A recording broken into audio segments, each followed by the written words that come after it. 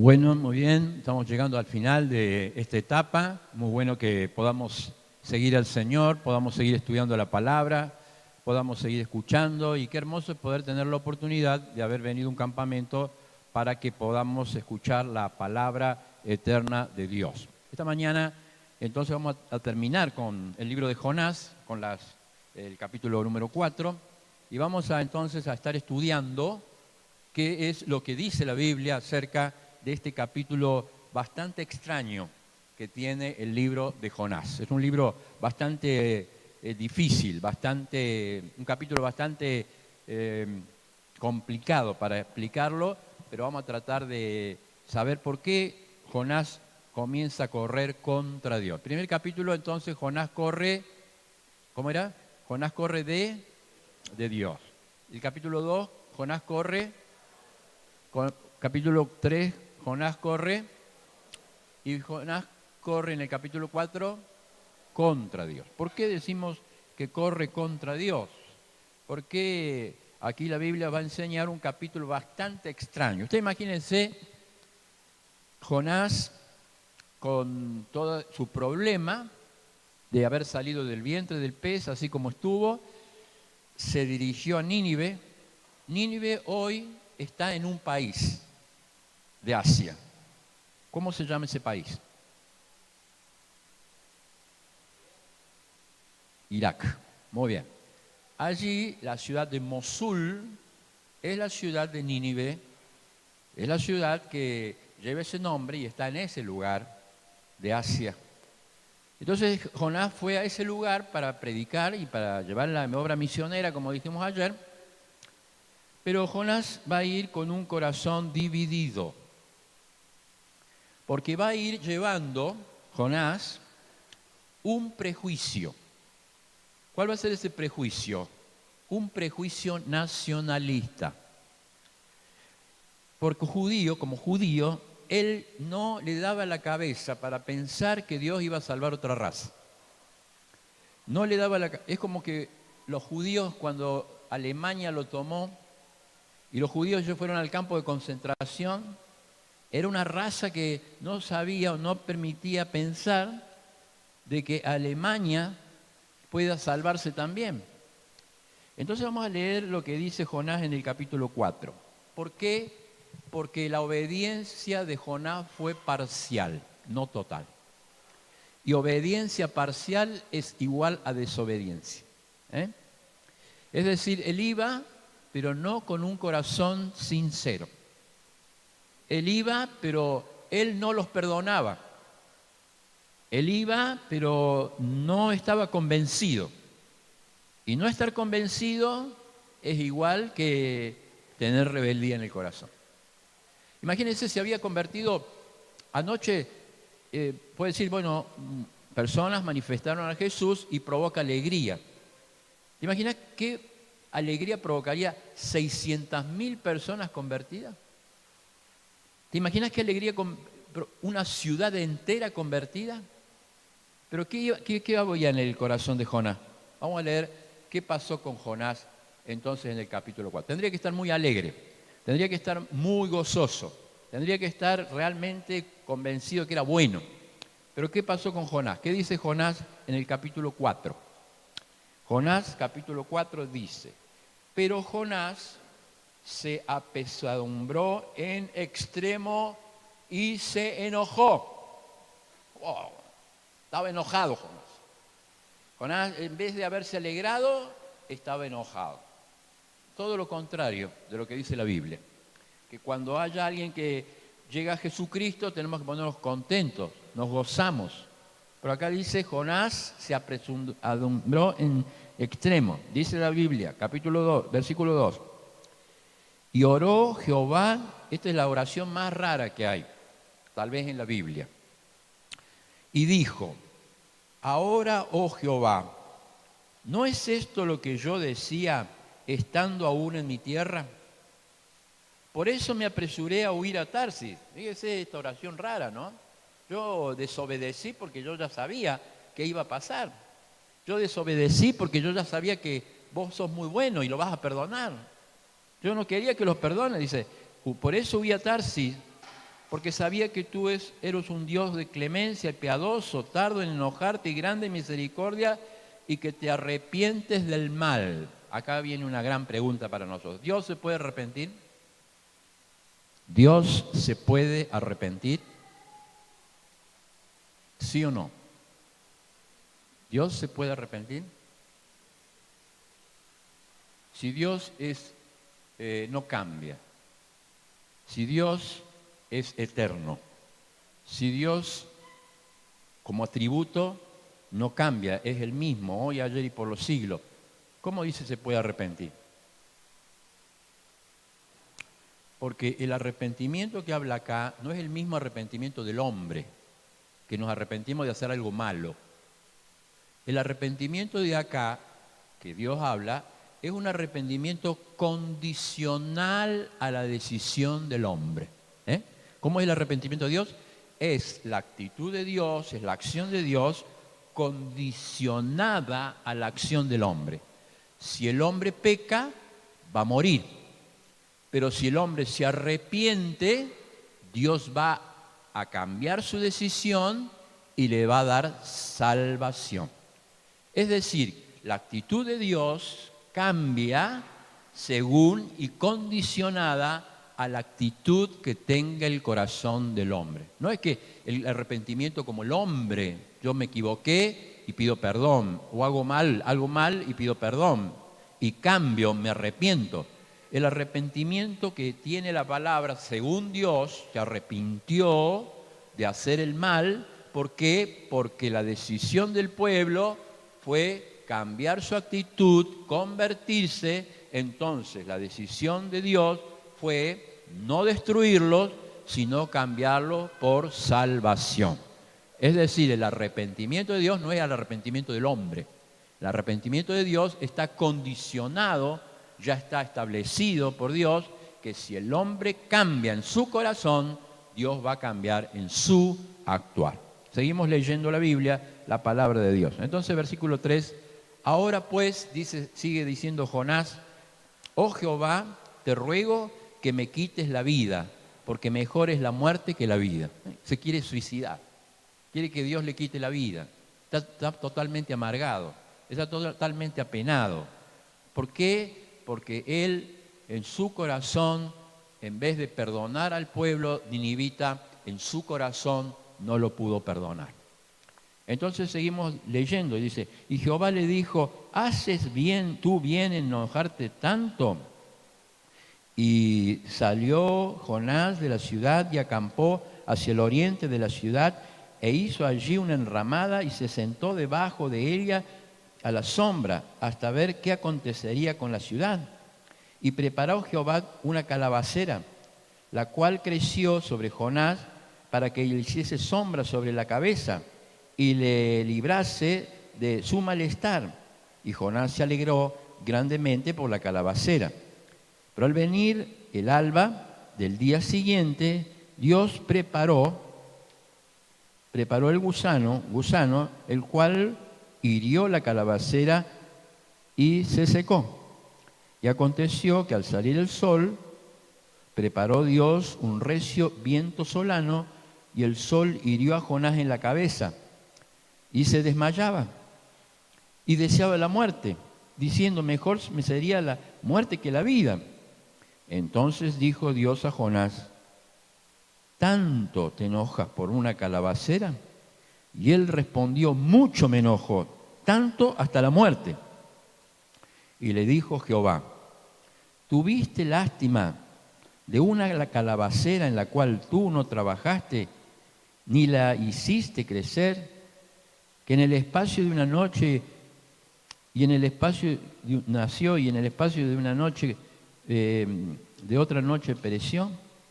Y no tendré yo piedad de Nínive, esa gran ciudad donde hay más de 120,000 personas que no saben discernir entre su mano derecha y su mano izquierda, y muchos animales. Y allí termina el libro. Es decir, termina con un Jonás enojado, termina con un Jonás muy enojado. ¿Por qué? Porque una planta que se creció de noche le daba sombra y en la otra noche se secó, y después vino un viento y entonces lo castigaba a Jonás y Jonás se enojó mucho. Entonces se dice, Dios, mire, vos te enojás por una planta, vos te enojás por una planta, yo cómo no me voy a enojar, cómo no voy a perdonar, cómo no voy a perdonar a 120.000 personas que no saben distinguir la mano derecha de la mano izquierda. ¿Quiénes no distinguen la mano derecha de la izquierda? Los niños. Los niños son los que no la distinguen. Entonces dice, bueno, hay 120.000 niños, pero ¿cuántos mayores hay? 600.000 personas dice que había en Nínive. Entonces, el libro de Jonás termina con un siervo enojado. Entonces el libro de Jonás termina con un corazón enojado y el gran estudio de esta mañana es ¿qué pasa con un corazón enojado? ¿Qué pasa cuando un corazón está enojado?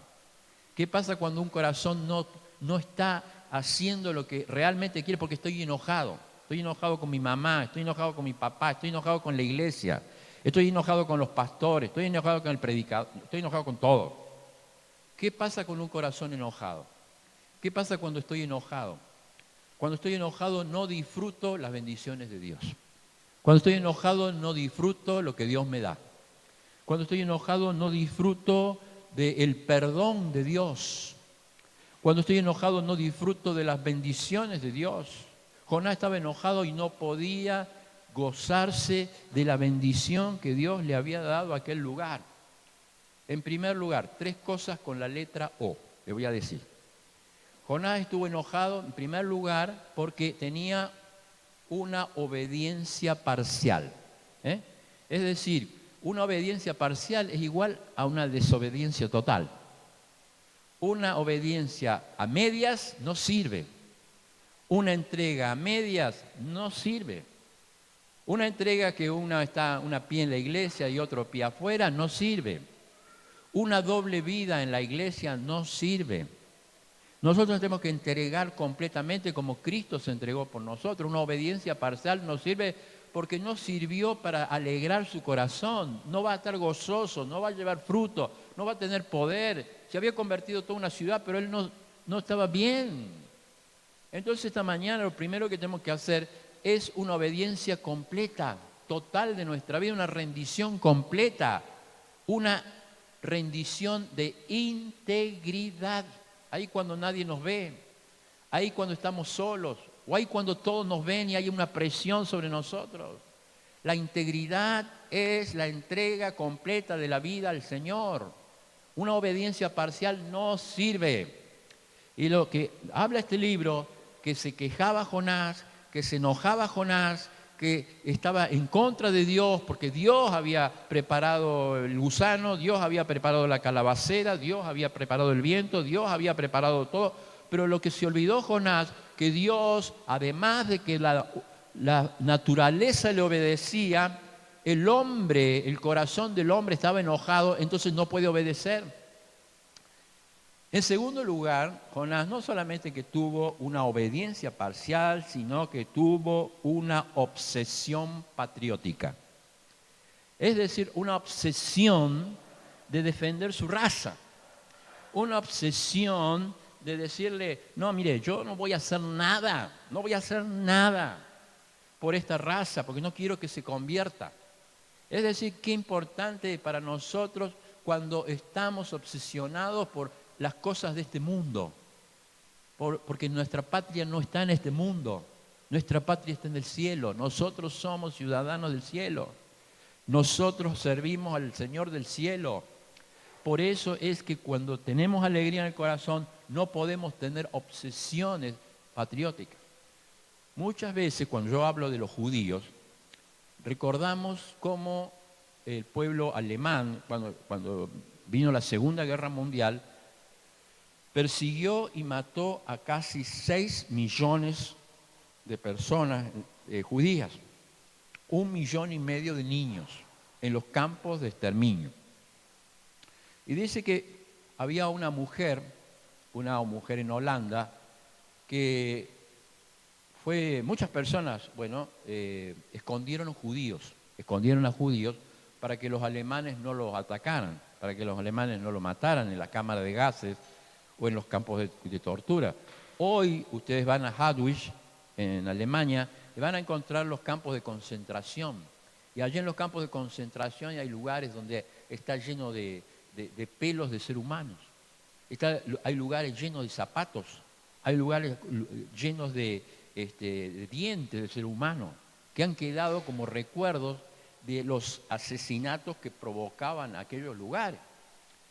Una mujer que se llamó Corrie ten Boom, una creyente, con su papá y con su hermano escondían judíos en su casa.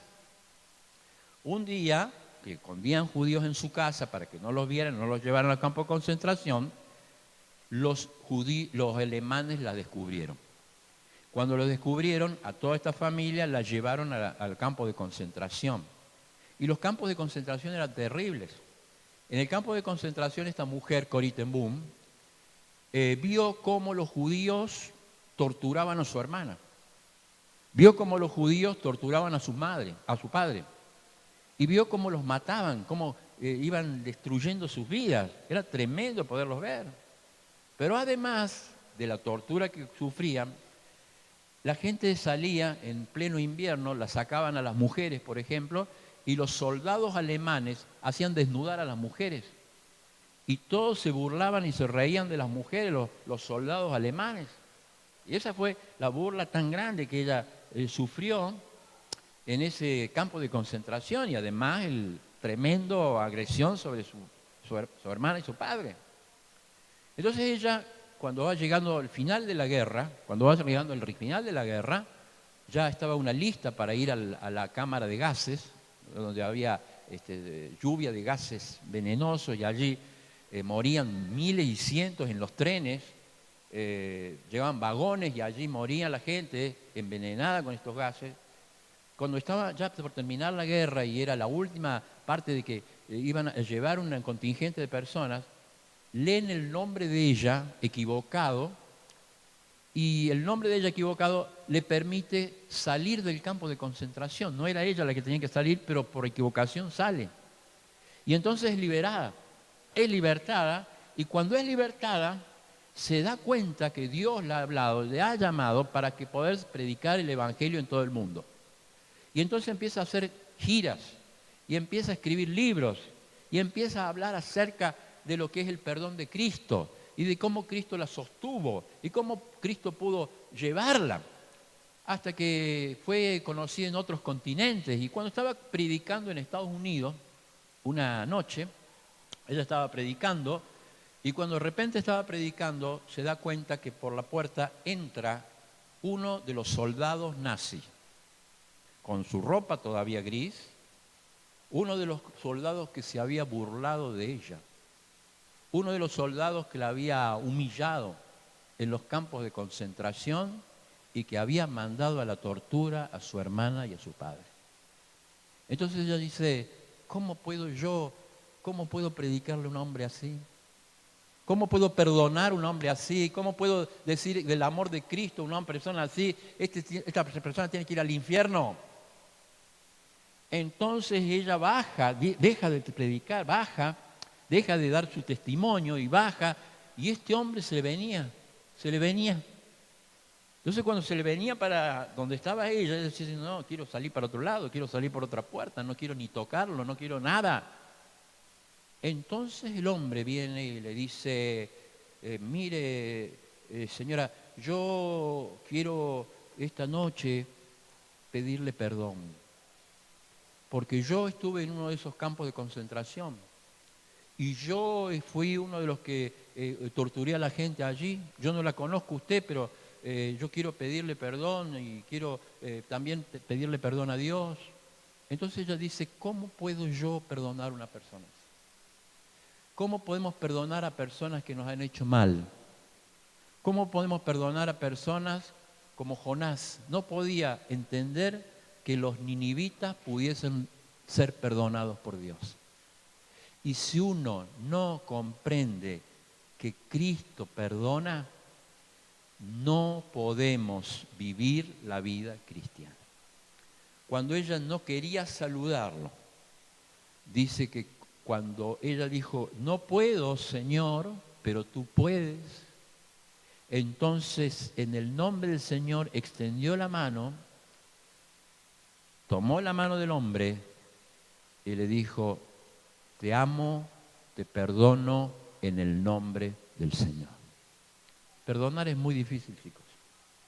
Perdonar a una ofensa es muy grave. Pero la Biblia enseña que el perdón no es un sentimiento, el perdón es un mandamiento. La Biblia enseña que aprender a perdonar es una lección, que así como Cristo nos perdonó, nosotros también tenemos que perdonar. Así como Cristo nos perdonó en la cruz del Calvario, así nosotros tenemos que aprender a perdonar. ¿Qué es el perdón? Esta es la gran lección de esta mañana, porque Jonás se cierra el libro triste, se quiere morir, quiere suicidarse, quiere decirle a Dios, mire, prefiero morir, Señor, porque yo sabía que vos sos bueno y que vos le voy a perdonar, yo no lo puedo perdonar. Y se termina triste porque dice, bueno, yo amo más una calabacera que una enramada, un árbol, que a 600.000 personas que vos has perdonado. ¿Qué es el perdón? ¿Qué es la palabra perdón? La palabra perdón es la acción de sacarle el veneno, sacarle la amargura, sacarle el precio a cualquier acción que hayan hecho contra nosotros.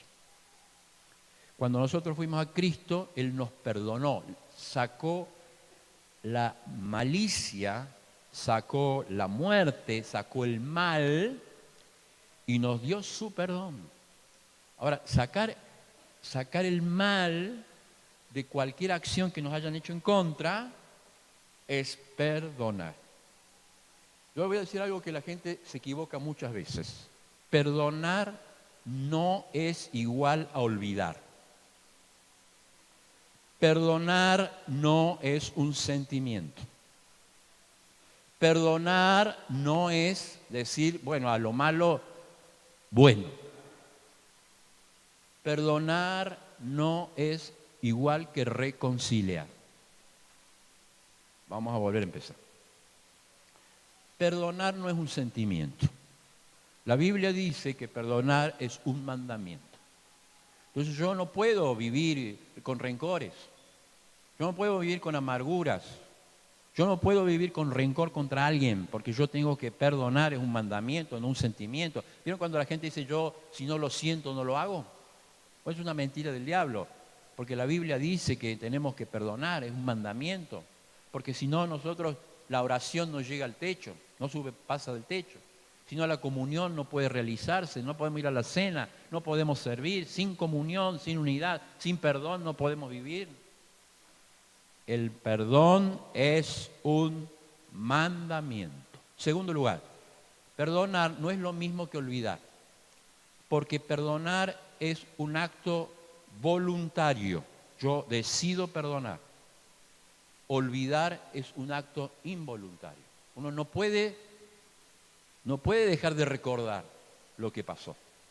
No puede dejar de pensar lo que sucedió. Pero sí le puede quitar el veneno. Sí le puede quitar lo que hace mal, la venganza. Sí le puede quitar lo malo de ese recuerdo. Porque uno en un recuerdo puede ser espectador de ese recuerdo o puede ser actor en ese recuerdo. Yo puedo recordar algo malo que hizo un hermano, como un espectador. No me va a hacer mal. Ahora, si yo me recuerdo como actor de ese acto de maldad contra mí, entonces yo me vuelvo un actor, entonces yo pongo decisiones, entonces yo me amargo, entonces yo me vuelvo a pensar mal, me empiezo a enojar, porque el enojo provoca esa raíz de amargura que contamina a todos. El recuerdo hace que nosotros, el recuerdo contaminado hace que nosotros tengamos una raíz de amargura que no la podemos sacar. Pero qué bueno es que el Señor puede sacar la raíz de amargura. Y entonces podemos volver a acordarnos de lo que pasó, pero ya sin veneno, ya sin rencor, ya sin venganza, porque ese recuerdo no nos va a hacer mal. Perdonar no es lo mismo que aceptar el mal. Es decir, porque perdoné es como que acepto el mal. No, el mal está. Pero yo he tomado una decisión que así como Cristo me perdonó, yo también voy a perdonar. Entonces, el perdón no es lo mismo que recordar, no es lo mismo que sentir, no es lo mismo que aceptar el mal, sino que perdonar es la acción que solamente Dios ha hecho en nosotros. ¿Para qué? Para que saquemos lo malo de ese recuerdo, saquemos el veneno de ese recuerdo, saquemos lo malo. ¿Para qué? Para que podamos pensar en todo lo bueno. Jonás entonces no pudo conseguir el perdón. Aun cuando lo habían perdonado a él, aun cuando le habían dado una nueva oportunidad, él se enojó primero contra Dios. ¿Cuánta gente enojada contra Dios? Y después contra los ninivitas, porque su obsesión era una obsesión patriótica. El perdón, el Señor Jesucristo habló mucho del perdón. El Señor Jesucristo dijo, los discípulos le preguntaron, ¿cuántas veces, Señor, voy a perdonar? En el Antiguo Testamento, en el libro de Amós, Dios dice a varios pueblos, 3 veces vas a caer, pero la cuarta te castigaré. 3 veces vas a caer, a la cuarta te perdonaré. En el Nuevo Testamento ya comienza hablando el pueblo hebreo de decir, bueno, hasta 7 veces perdonaba el pueblo hebreo. Y después ya lo castigaban. 7 veces lo perdonaban y después lo castigaban. Pero el Señor viene y dice, no, el creyente va a aprender una nueva vida para perdonar. Va a aprender un nuevo número para perdonar, porque no va a perdonar 7 veces, sino va a perdonar 70 veces 7. 490 veces va a perdonar. ¿Por qué? Porque es una cifra como que no tiene número el perdón. El perdón no tiene número. Y por eso, por más que nos ofendan, por más que nos agredan, el creyente aprende a perdonar como Cristo nos perdonó a nosotros. Cuando uno no perdona, se enoja el corazón, se amarga, se entristece, pierde el gozo de servir.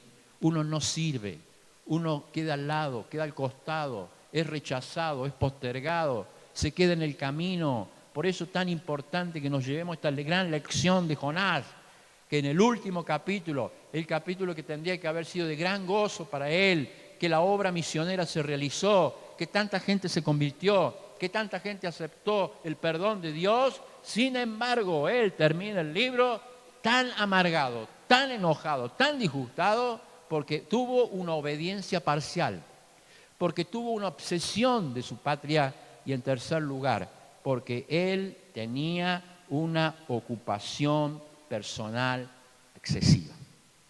Se ocupó por su persona, Estaba bien con la calabacera que le cubría el sol, pero Dios le enseñó que Dios es el que pone la bendición en el corazón. Cuando el Señor Jesucristo habló del perdón que había que dar, y para hacer eso enseñó una parábola.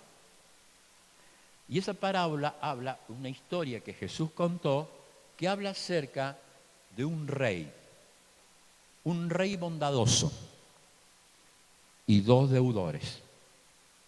Un rey que era muy bueno, muy bondadoso.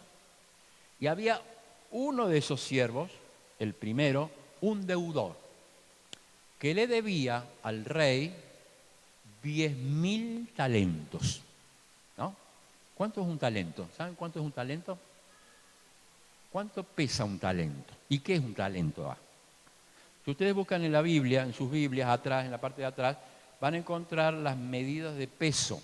Las medidas de peso. Vayan atrás de la Biblia, van a encontrar las medidas de peso. Y ahí en las medidas de peso sale el talento, que tenía una medida en el Antiguo Testamento y otra en el Nuevo Testamento, pero eran parecidas. ¿Cuántos kilos era un talento? Eran 32 kilos de plata, de oro o de cobre. Entonces un talento de oro eran 32 kilos de oro. ¿Cuánto está el precio de 1 gramo de oro.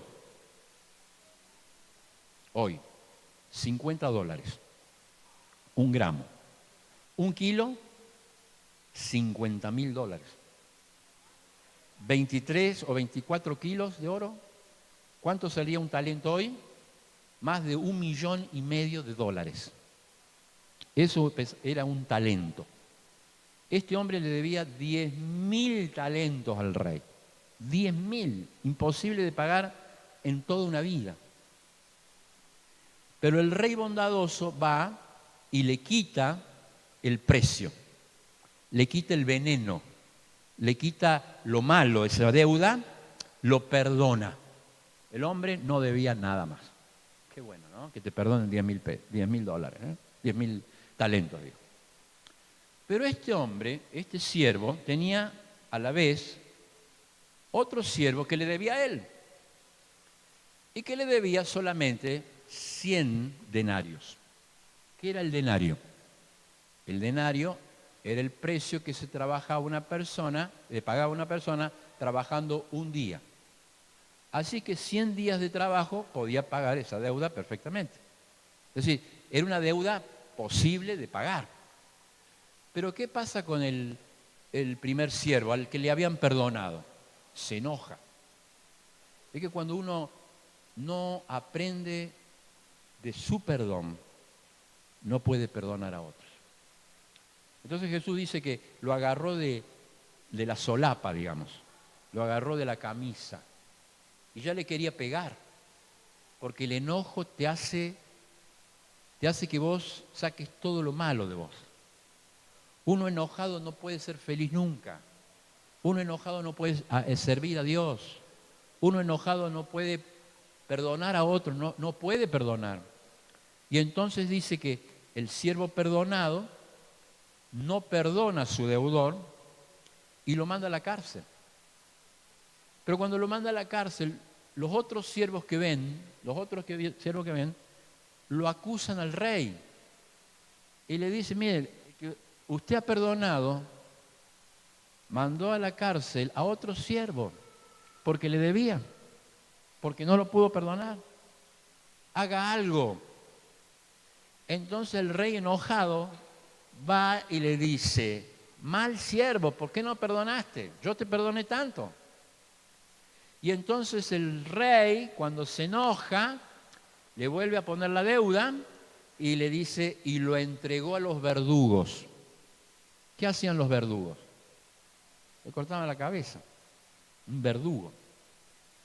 La lección de Jesús es que, primero, uno tiene que aprender a perdonar como nos perdonaron a nosotros.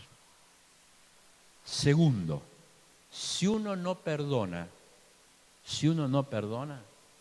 va a parar a la mano de los verdugos. Tercero, el perdón debe ser importante porque afecta la vida de oración. Cuando uno no perdona, el Padre Nuestro dice, perdona nuestras deudas como nosotros perdonamos a los deudores. Entonces muchas oraciones no suben porque muchas veces no hemos perdonado como nos perdonaron a nosotros. Segundo lugar, dice el rey, lo entregaron.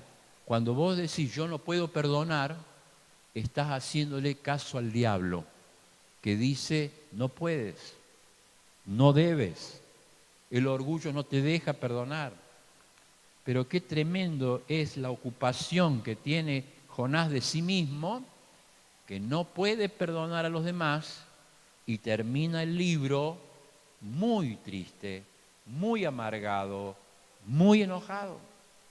Entonces, para que nosotros terminemos el campamento realmente con gozo porque se ha convertido gente, con gozo porque muchas personas han sido edificadas, con gozo porque muchas personas nos vamos llenos de Dios esta semana, queriendo tener otras metas, tomando decisiones, habiendo decidido tomar compromiso con Cristo. Para que haya gozo en nuestro corazón, tenemos que volver aprendiendo a perdonar como Cristo nos perdonó a nosotros. Y la idea de este libro es que el creyente debe amar para perdonar y poder salir a la obra misionera. Porque el amor de Dios no tiene límites. El amor de Dios es sin fin. Y por eso el desafío de esta mañana para todos nosotros. Termino contándoles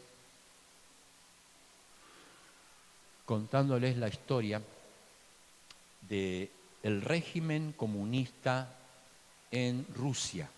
No sé si ustedes han leído algún libro del régimen comunista en Rusia, de la persecución que tuvieron las iglesias en Rusia. Ellos vivieron mucho tiempo perseguidos por el régimen ruso comunista que decían no va a quedar ningún cristiano.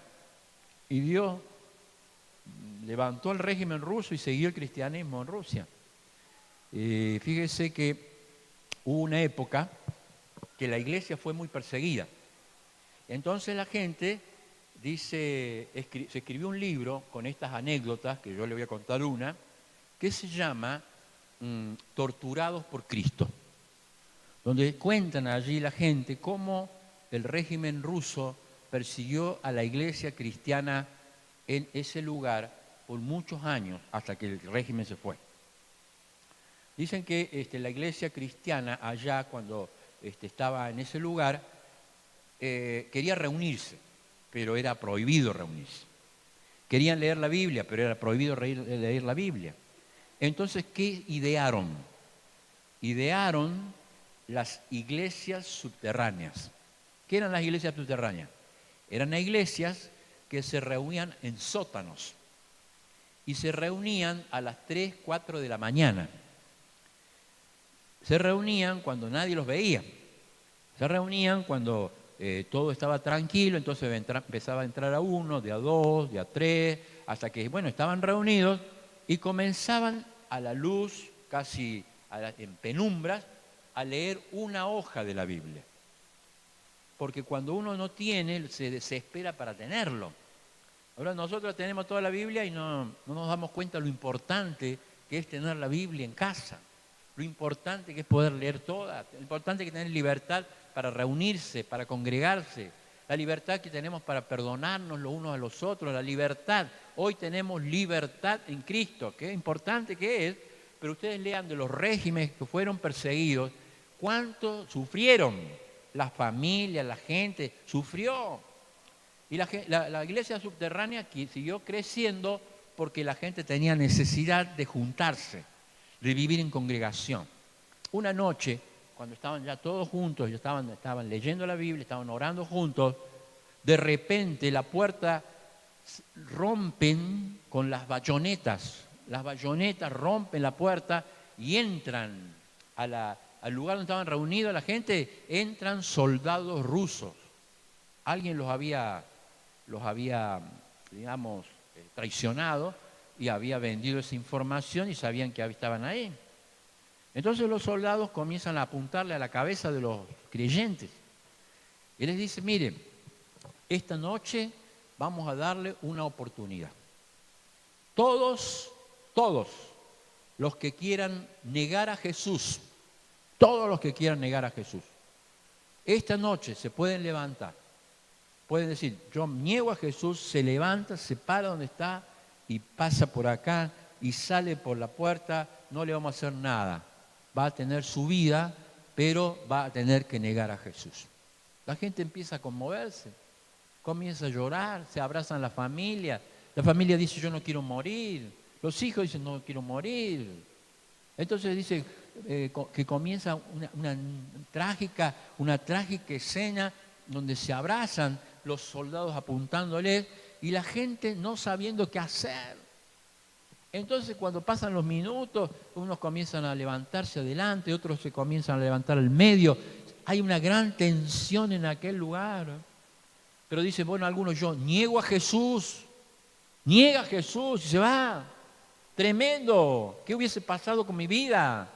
¿Qué hubiese pasado con mi vida cuando la vida está en juego? ¿Qué hubiese dicho yo? Se levanta y se va. Vuelve a pasar otra gente, vuelve a decir, mire, los soldados, vuelve a decir la oportunidad para levantarse e irse. Váyase. Niegue a Jesús esta noche. Dígale, no quiero seguir más a Jesús, pero quiero salvar mi vida. Y vuelve a salir gente. Y dice que esa noche solamente quedaron 5 personas. Y esas 5 personas se acercan adelante, se abrazan, porque dicen, bueno, nosotros no queremos negar a Jesús. Estamos dispuestos a morir por Jesús. Esas 5 personas dicen, nosotros queremos, y saben que es la última vez que van a orar juntos, se arrodillan. Y cuando ya está diciendo, bueno, se despide de la gente, los soldados rusos toman las bayonetas y las ponen contra la pared. Y dicen, nosotros también somos cristianos. Nosotros también somos cristianos. Pero esta noche queríamos orar solamente, yo quiero orar solamente con los que están dispuestos a morir por Jesús. Se arrodillan y oran. ¿Y usted cree que Dios fue infiel a aquel lugar? ¿A la iglesia de Jesucristo en cualquier lugar? Por eso esta mañana qué importante es decirle, Señor, acá está mi vida. Porque quiero entregarla completamente. Porque quiero obedecer completamente.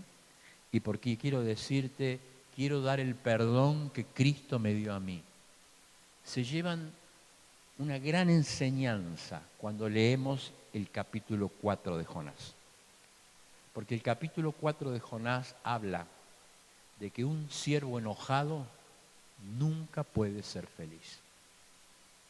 El siervo necesita aprender a perdonar para poder ser feliz, dando su vida por Cristo, entregándolo todo por el Señor y sabiendo todos que en el capítulo 1 Jonás corre de Dios. En el capítulo 2 Jonás corre a Dios. Capítulo 3 Jonás corre con Dios. Pero fíjese el capítulo 4, qué triste, ¿no? Jonás corre contra Dios. Porque dijo, Señor, yo ya sabía. Y se enojó. Por eso que el Señor quite todo nuestro enojo esta mañana. Y si hay alguna persona que hay que ir a pedirle perdón, cuando volvamos, le pedimos perdón.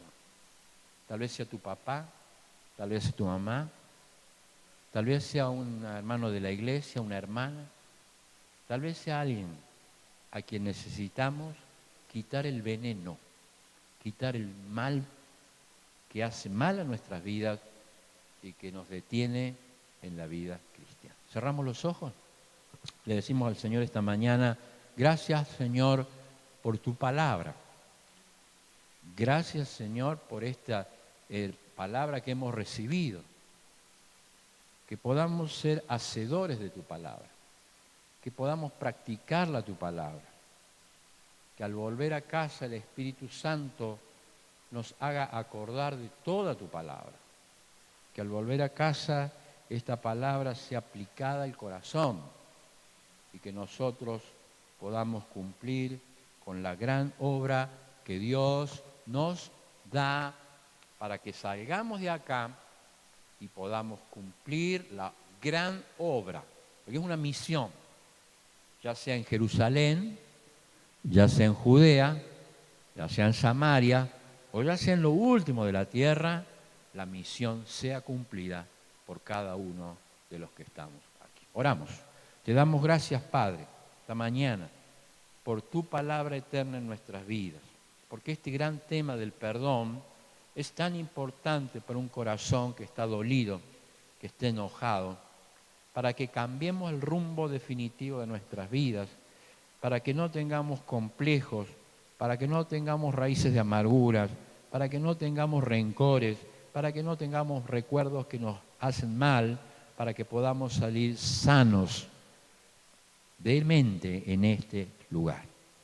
Señor, que tu palabra nos enseñe que no se puede huir del Señor, que no se puede huir de Dios, que tu palabra nos enseñe que la oración es lo importante y esencial para una vida de comunión, que tu palabra nos enseñe que la vida cristiana es una obra misionera y que finalmente podamos comprender que el perdón que Cristo nos dio es el perdón que dio para nosotros, para que lo aprendamos, para que lo vivamos y para que lo apliquemos. Señor, bendice cada una de nuestras vidas y enséñanos a perdonar como Cristo nos perdonó a nosotros. Te rogamos por cada uno de los que hemos venido aquí, para que nuestras vidas sean el reflejo de tu palabra en nuestro corazón. En el nombre, que es sobre todo nombre, en el nombre de Cristo Jesús. Amén.